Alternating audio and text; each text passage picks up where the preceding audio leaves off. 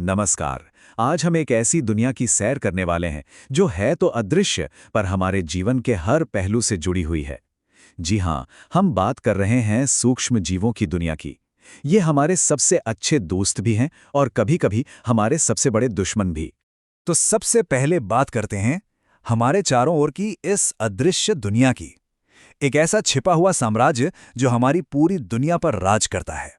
एक सवाल जो अक्सर हमारे मन में आता है, क्या हम अकेले हैं? ये एक बहुत बड़ा, बहुत गहरा सवाल है ना? लेकिन क्या हो अगर इसका जवाब हमारी सोच से भी ज्यादा करीब हो? जवाब है बिल्कुल नहीं। सच तो ये है कि हम एक पल के लिए भी अकेले नहीं होते। हमारे चारों तरफ एक बहुत बड़ी, हलचल से भरी हुई और पूरी तरह से अनदेखी दुनिया मौजूद है। तो ये जो हमारे अदृश्य पड़ोसी हैं, इन्हें हम कहते हैं सूक्ष्म जीव या माइक्रोब्स। ये इतने इतने छोटे होते हैं कि इन्हें नंगी आंखों से देखना नामुमकिन है।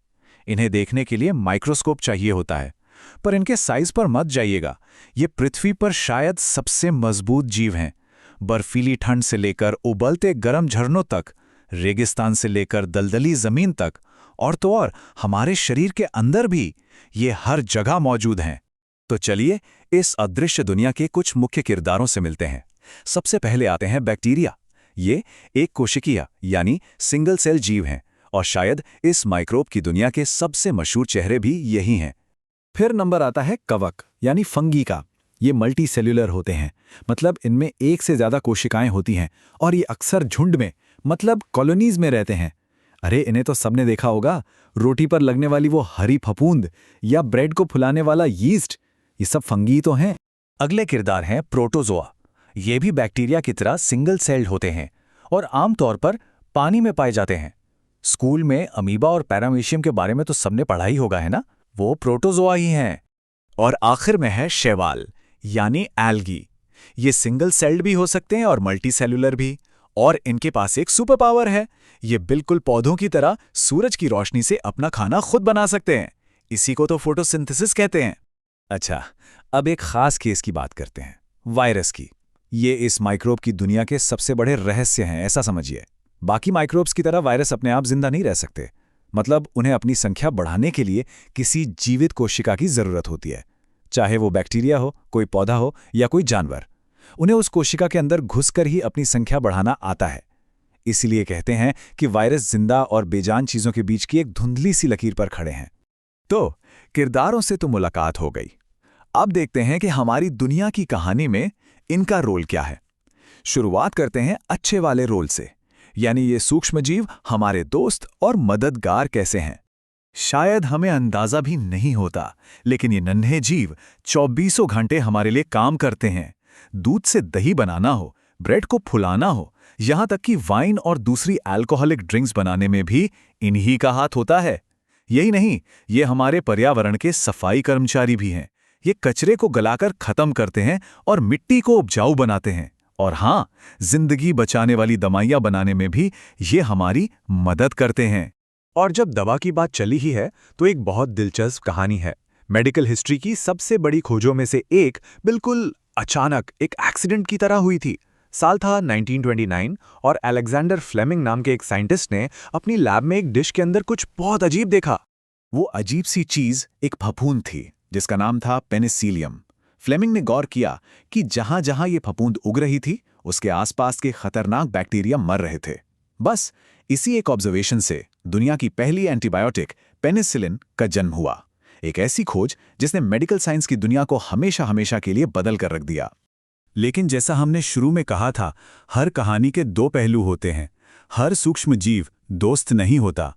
तो चलिए अब सिक्के का दूसरा पहलू देखते हैं, जब यही माइक्रोब्स हमारे दुश्मन यानी अदृश्य हमलावर बन जाते हैं।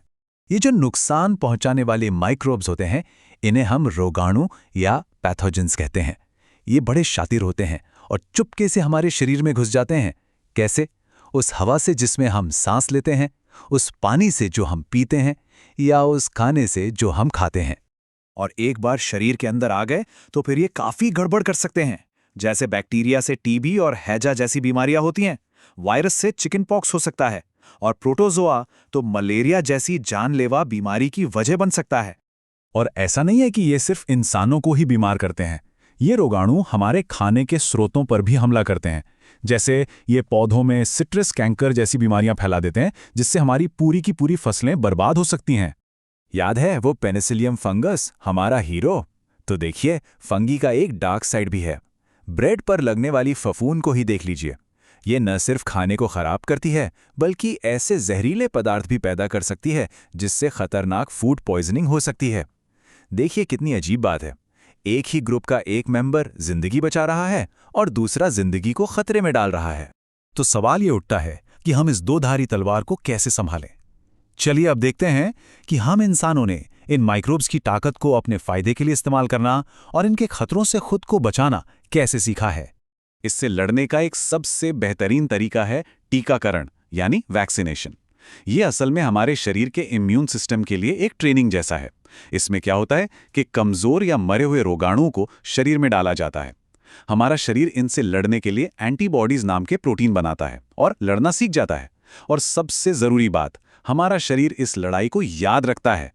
तो अगली बार जब असली ताकतवर रोगाणु हमला करता है तो हमारा शरीर पहले से ही तैयार रहता है और उससे फौरन खत्म कर देता है। इसी तरह हमने अपने खाने को सुरक्षित रखने के भी तरीके निकाले हैं। पाश्चुरीकरण को ही ले लीजिए, जिसे लुई पाश्चर ने खोजा था। इसमें दूध को लगभग 70 डिग्री सेल्सियस पर बस 15 से 30 सेकंड के लिए गर्म किया जाता है और फिर फौरन ठंडा करके स्टोर कर लिया जाता है। इस गर्मी से ज्यादातर खतरनाक बैक्टीरिया मर जाते हैं। है ना एक आसान पर बहुत ही कमाल का तरीका। अब हम उस हिस्से पर आते हैं जहां सूक्ष्म जीव शायद अपना सबसे जरूरी रोल निभाते हैं। एक ऐसा रोल जिसके बिना इस धरती पर जीवन का वजूद ही नहीं होता, जैसा हम आज देखते हैं। देखिए, हम जिस हवा में सांस लेते हैं उसमें करीब 78% नाइट्रोजन गैस है। पर एक प्रॉब्लम है, पौधे और जानवर इस गैस को सीधे सीधे इस्तेमाल नहीं कर सकते। और यहीं पे हमारे माइक्रोब्स हीरो बनकर आते हैं। मिट्टी में रहने वाले कुछ खास बैक्टीरिया और एल्गी हवा की इस नाइट्रोजन को पकड़कर उसे ऐसे रूप में बदल देते हैं जिसे पौधे आसानी से सोख सकें। और इसी कमाल की प्रक्रिया को नाइट्रोजन चक्र कहते हैं। ये पूरी धरती पर मौजूद हर फूड चेन का आधार है। तो अब हम अपनी इस यात्रा के आखिर में आ पहुंचे हैं। हमने देखा कि सूक्ष्म जीव बनाने वाले भी हैं और बिगाड़ने वाले भी। वो जिंदगी देते भी हैं और ले भी सकते हैं। तो अब एक आखिरी सवाल मन में आता है, क्या ये सच में दोस्त बनाम दुश्मन की कोई लड़ाई है, या फिर ये एक बहुत ही नाजुक संतुलन है, एक ऐसा जटिल रिश्ता है जिसे हमें समझना और उसका सम्मान करना सीखना होगा। शायद जवाब इन दोनों के बीच में ही कहीं है।